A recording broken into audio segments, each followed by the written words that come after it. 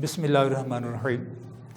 मेरा नाम मोहम्मद अफजल है और आज का मैं साइंस टीचर हूँ और आज का जो हमारा लेक्चर है ये है मैकेनिज़्म ऑफ रेस्पिरेशन। पिछले दो जो हमने ये लेक्चर पढ़े हैं जिसमें इम्पोर्टेंस ऑफ एनएरोबिक रेस्पिरेशन पढ़ा है, जिसमें हमने उसके 4 मेन टॉपिक पढ़े थे। इम्पोर्टेंस ऑफ एनएरोबिक रेस्पिरेशन, जिसमें अर्ली लाइफ के बारे में, एरोब्स के बारे में और तीसरा जो है रोब्स के बारे में पढ़ा। और उसके बाद हमने एनएरोब्स इन एक्टिव टिश्यू पढ़ा और चौथे नंबर पे यूजेस ऑफ फर्मेंटेशन पढ़ा, वो इसकी वजाहत पढ़ दी। अब वो कहता है मैकेनिज़्म ऑफ रेस्पिरेशन, ये कैसे मैकेनिज़्म ये बनता है और इस प्रोसेस के अंदर कम्प्लेक्स सीरीज ऑफ रिएक्शन है मुख्तलिफ़ किस्म के, वो पेचीदा मुरक्कबात जो रिएक्शन चलते हैं वो इस रिएक्शन के अंदर चलते हैं। और फॉर स्टडी जितने भी रिएक्शन ऑफ ग्लूकोज ऑक्सीडेशन, वो मैकेनिज़्म जो है एरोबिक रेस्पिरेशन है। रिएक्शन ग्लूकोज ऑक्सीडेशन, जिसमें ग्लूकोज ऑक्सीडेशन हो जाता है, ग्लूकोज ऑक्सीडेशन जो हो जाता है, ग्लूकोज ऑक्सीडेशन हो जाता है। ये सारे का सारा जो प्रोसेस है ग्लूकोज, जिसमें ग्लूकोज ऑक्सीडेशन हो जाता है, तो इसके अंदर क्या करता है ये रिएक्शन सारे का सारा एरोबिक रेस्पिरेशन के अंदर आता है। लेकिन अब हमने जो चल रहे हैं ना, ये मैकेनिज़्म ऑफ रेस्पिरेशन, ये मैकेनिज़्म ऑफ रेस्पिरेशन के अंदर जो भी चीज़ चलती है, तो इसके लिए हम सबसे पहले ये क्या करते हैं एरोबिक रेस्पिरेशन के अंदर, इनमें कॉम्प्लेक्स रिएक्शन जो है इन्वॉल्व होते हैं। ये मैंने पूरी की पूरी डायग्राम बना दी है। ये ग्लाइकोलाइसिस के अंदर ये कैसे मॉलिक्यूल है ये कंबाइन करते हैं इसके साथ और कैसे ये प्रोसेस चलता है। ये process of respiration complex series of reaction है और स्टडी ऑफ ऑल रिएक्शन जो है ना ग्लूकोज ऑक्सीडेशन के बारे में 2 क्रेब्स साइकिल हैं, जिसमें एक तो है, एक मैंने दिया ग्लाइकोलाइसिस, दूसरे नंबर पे आ जाता है वो क्रेब्स साइकिल, वो मैंने इधर नहीं इशारा दिया।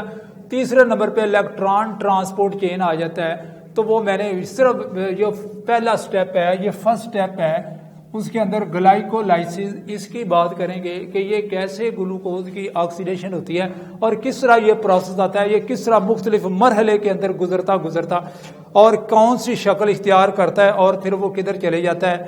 ये सारे का सारा प्रोसेस जो है ना, ये सारे का सारा प्रोसेस ये इधर क्रेब्स साइकिल चले जाता है, क्रेब्स साइकिल क्रेब्स साइकिल के अंदर ये चले जाता है। लेकिन मैंने सिर्फ आज के जो छोटा सा जर्नल नॉलेज के तौर पे ये आपको ग्लाइकोलाइसिस के बारे में मैंने एक्सप्लेन करना है। ग्लाइकोलाइसिस क्या है, वो कहता है ये अक्कर आम तौर पे ये कहाँ वाक़ होता है ग्लाइकोलाइसिस, ये ग्लाइकोलाइसिस ये अक्सर ये होता है साइटोप्लाज्म के अंदर, ये साइटोप्लाज्म के अंदर वाक़ होता है, ये साइटोप्लाज्म के अंदर वाक़ होता है आम तौर पे। ये कौन सा, ये ग्लाइकोलाइसिस प्रोसेस।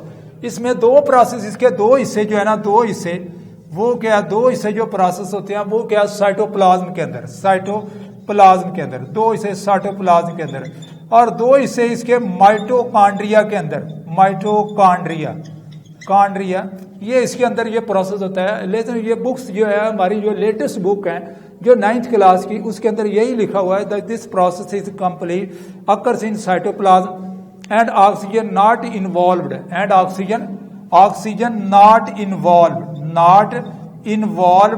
ये इसके अंदर इन्वॉल्व नहीं होती, यानी इसके कोई अमल नहीं करती, ऑक्सीजन इन्वॉल्व नहीं, इसको ऑक्सीजन नहीं मिलती। ये साइटोप्लाज्म के अंदर वो पाया जाता है ये प्रोसेस। और उसके बाद वो कहता है ये इसमें बहुत तरह के हैं और ये क्या है, एनारोबिक भी है, एरोबिक भी है और उसके बाद ये एरोबिक भी है। ये दोनों किस्म के प्रोसेस हैं, एरोबिक भी है और एनारोबिक भी है। और ये प्रोसेस क्या करता है, ये प्रोसेस ग्लूकोज क्या, ग्लूकोज के मॉलिक्यूल, ये ग्लूकोज का ये 6 ग्लूकोज मॉलिक्यूल, जिसको हम C6 कह सकते हैं, ये 2 हिस्सों में कन्वर्ट हो जाता है। ये एक हो जाता है 3C और दूसरे में है 3C, ये पायरोविक एसिड में बदल जाता है, पायरोविक एसिड में ये चेंज हो जाता है, ये 2 अलग-अलग हिस्से में ये तब्दील हो जाता है। अब उसके बाद वो चलता है, उस मैंने कहा है कि 2 जो हिस्से हैं ये तो ये जिसमें ग्लाइकोलाइसिस के साइटोप्लाज्म के अंदर दूसरे दो है वो माइटोकॉन्ड्रिया के अंदर इन्वॉल्व हो रहे हैं। इसके लिए ये देख लें, वो कहता है glucose cytoplasm, oxygen is not involve. अकल टाइप ऑफ रेस्पिरेशन, इसको एनारोबिक, ये एरोबिक भी है और एनारोबिक भी है, जिसमें ऑक्सीजन इज नॉट इन्वॉल्व, ये एरोबिक भी बनता है, एनारोबिक भी बनता है। लेकिन दूसरा प्रोसेस है जो माइटोकॉन्ड्रिया वाला, और उसके अंदर क्या है, जो माइटोकॉन्ड्रिया वाला प्रोसेस है उसके अंदर ये रेस्पिरेशन जो बनती है, ये देख लें जी माइटोकॉन्ड्रिया के अंदर क्या क्या बनता है, माइटोकॉन्ड्रिया के अंदर ये दूसरा प्रोसेस जो है ना वो माइटोकॉन्ड्रिया के अंदर हो जाता है, वे प्रेजेंस ऑफ ऑक्सीजन। यहाँ पे एक प्रोसेस तो इसके अंदर आ जाता है, does not involve the oxygen, और इसमें क्या है, इवॉल्व द ऑक्सीजन, यानी in the presence of oxygen, ये ऑक्सीजन की मौजूदगी में अमल होता है। कौन सा? दो अमल जो होते हैं, ये आता है एक अमल होता है साइटोप्लाज्म के अंदर जिसमें ऑक्सीजन इवॉल्व नहीं होती, और उसके अंदर ये प्रोसेस बनता है, रोबिक भी बनता है, एनारोबिक भी बनता है। दूसरे नंबर पे माइटोकॉन्ड्रिया वाला प्रोसेस चलता है, और ये in the presence of oxygen, ये ऑक्सीजन के अंदर ये दूसरा अमल होगा। ये इस तरह इसका ये ग्लाइकोलाइसिस का ये प्रोसेस बनता है। और ग्लाइकोलाइसिस जो है ये साइटोप्लाज्म के अंदर आमतौर साइटोप्लाज्म के अंदर ये रिएक्शन। अब देखें जी सबसे पहले मैकेनिज्म ऑफ रिएक्शन, ये ग्लाइकोलाइसिस है। ग्लाइकोलाइसिस किस तरह कैसे है, ये डायग्राम के रेफरेंस से मैं आपको क्लियर करता हूं। ये ग्लूकोज है, ग्लूकोज के 6 मॉलिक्यूल हैं, ग्लूकोज के 6 ये कार्बन है, और 6 कार्बन क्या है, इसमें क्या हम एटीपी इस्तेमाल करते हैं। एटीपी के अंदर क्या है, ये एटीपी एडिनोसिन ट्राईफॉस्फेट से एडिनोसिन डाइफॉस्फेट की शक्ल इख्तियार कर जाती है। तो इसमें क्या है, इसका जो एक पी फास्फोरस है, पी ग्रुप जो है ना इसके साथ मिल जाता है, ये रिएक्टिव कंपाउंड बन जाता है, ये कार्बन का रिएक्टिव कंपाउंड बन जाता है। और उसके बाद इसी तरह फिर ये दूसरे नंबर पे ये दो इससे ये दूसरे नंबर पे फिर ये क्या है, एटीपी जो है ना, फिर ये एडिनोसिन डाइफॉस्फेट में बदल जाती है। ये एक पी पहले और एक पी आखिर में ये चले जाता है, ये दोनों के साथ कंबाइन कर जाता है, और ये जो बॉन्ड बनता है, ये अनस्टेबल होता है, ये गैर मतवाजन हो जाता है, ये किसी वक्त भी टूट जाता है। ये बहुत मोर रिएक्टिव कंपाउंड बन जाता है, जिसमें 2 फास्फोरस ग्रुप इसके साथ 2 ग्रुप फास्फोरस ये ग्लूकोज मॉलिक्यूल के साथ अटैच कर देते हैं। उसके बाद ये बड़ा रिएक्टिव होता है, रिएक्टिव के बाद ये अनस्टेबल भी होता है, और अनस्टेबिलिटी की वजह से ये क्या है, 2 हिस्सों में ये टूट जाता है, ये ब्रोकन डाउन होता है, 2 हिस्सों में टूट जाता है। 2 हिस्सों में टूटने के बाद एक अलहदा हो जाता है हिस्सा, दूसरा हिस्सा ये अलहदा हो जाता है, और उसमें हिस्सा अलहदा होने में क्या हो जाती है, फिर यहाँ पे एनर्जी जनरेट होती है, ये एनर्जी जनरेट होती है। जो एनर्जी जनरेट होती है, ये 2 पी जो इसको मिलते हैं, 2 पी ये NAD, और NAD किसमें, ये ऑक्सीडेशन की वजह से NADH में तब्दील हो जाते हैं, ये 2 इसमें बन जाते हैं। और ये पॉजिटिव जो है ये किस तरह, ये इसमें H इधर चले जाता है, और ये आगे इसकी ऑक्सीडेशन के बाद फिर ये क्या, ये 3 कार्बन कंपाउंड में ये लहदा दोनों हिस्सों में ये तकसीम हो जाते हैं। एक तो इधर है, ये डिस्ट्रीब्यूशन होगी।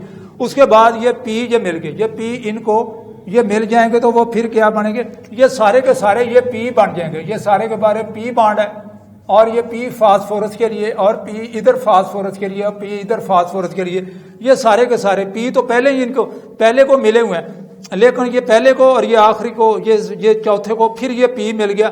पी मिलने के बाद ये है 3 कार्बन कंपाउंड, ये भी 3 कार्बन कंपाउंड है, ये भी 3 कार्बन कंपाउंड है, ये भी 3 कार्बन कंपाउंड है। इसके अंदर देख लें आपने कैसे ये broken down after the more reactive compound of the carbon, there will be also become the unstable, and also there will further be broken down into the 3 carbon compound, and there will be also generate the much more energy of phosphorus. There will also in oxidation reduction reaction there will be also combine the P compound with the 3 carbon compound, and there will also be 2 ADP is converted to ATP। ये ADP अब वो दूसरा process चलता है, ये सारा मुकम्मल हो गया प्रोसेस यहाँ तक। अब उसके बाद ये पहले तो है ATP से ADP की तरफ बनता है, अब ATP की शक्ल इख्तियार करना चाह रही है, तो फिर इसके लिए ये कंपाउंड ये देख लें इसमें क्या आ जाता है। इसमें ये एक P तो इधर है, एक P इधर है, लेकिन इधर जो है वो 2 कार्बन जो है वो इधर 2 फास्फोरस हैं वो टूट जाते हैं। इसके ये किया एडिनोसिन डाइफॉस्फेट, एडिनोसिन ट्राईफास्फेट की शक्ल इख्तियार कर लेती है। सॉरी, एडिनोसिन ट्राईफास्फेट की, इधर देखें ये एटीपी है, एडीपी की शक्ल इख्तियार कर रही है और ये ADP is converted to ADP and there will be reactive more reactive compound. There will be also broken into three carbon compound 1 and 2, and there will be also regenerate the much more power of phosphorus. They also combine with the glucose carbon molecule. There will be also they will be broken down into 3 part. Number 1 और ये इस तरह ये तीनों के अंदर ये बन गए, ये 3 कार्बन कंपाउंड है। ये मैं क्या एडीपी से एटीपी की तरफ, पहले एटीपी एडीपी बना, अब एडीपी से एटीपी की तरफ बन गए, तो फिर इसमें क्या 2 कार्बन कंपाउंड जो है इसके अंदर ये फास्फोरस के अलग हो गए, ये 3 कार्बन कंपाउंड बन गए। और 3 कार्बन कंपाउंड के बाद अब ये देखें यहाँ पे क्या आता है, ये प्रोसेस आता है ऑक्सीडेशन का, और ऑक्सीडेशन प्रोसेस ये आपको मैं इस तरह लिख देता हूं, यहां पे ऑक्सीडेशन प्रोसेस चलता है, जिसमें आप ये समझ लें, जिसमें क्या आता है रिमूवल ऑफ हाइड्रोजन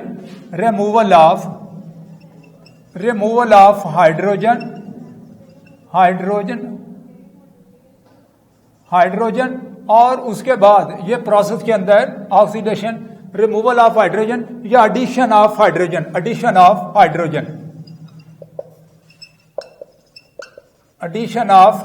ये 2 प्रोसेस बनते हैं। There will be also same at the NAD is converted to NADH in the presence of P2 carbon atom compound. There will be also combined with the other 3 carbon atom compound. There will be is known as 6 carbon of glucose combining the 4 phosphorus. There will be also and removed to 2 with the help of ATP used to ATP, और ATP जो है ना वो क्या ATP की शक्ल इख्तियार कर जाती है। उसके बाद ये 3 कार्बन कंपाउंड अलग-अलग हो जाते हैं और 3 कार्बन कंपाउंड के बाद वो क्या करते हैं, ये एटीपी मजीद ये जेनेटिक पावर की वजह से ये क्या अलग-अलग हो जाते हैं, ये ग्लूकोज बिल्कुल अलग हो जाता है और ये पायरोविक एसिड की 2 पायरोविक एसिड के मॉलिक्यूल बनते हैं। ये जो ग्लूकोज चला था और ये ग्लूकोज वैसे ही बन गया। अब मैं समरी के लिहाज से ये आगे जो है वो करब साइकिल की तरफ चलता है, हमारा आज का यही प्रोसेस है इसके अंदर।